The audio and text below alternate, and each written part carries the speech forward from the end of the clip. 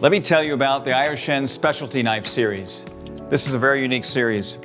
Here we have what's called the Mizu Slicer, which you can see is a long, gorgeous, very well balanced for its size. Then we have the Msh Slicer.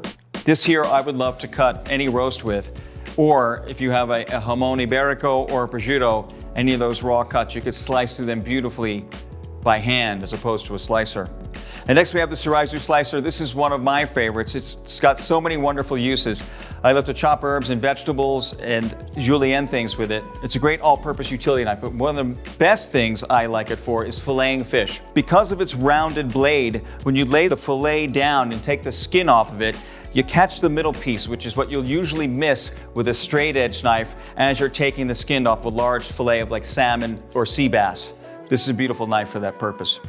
This we have is the Msh Ryoba. I've never seen a knife like this. This has two edges. There's a serrated edge and then a sharp edge, a straight edge. So it's multi-use. You can cut little pieces of brioche and then use it for cutting different things. It's a multi-purpose knife.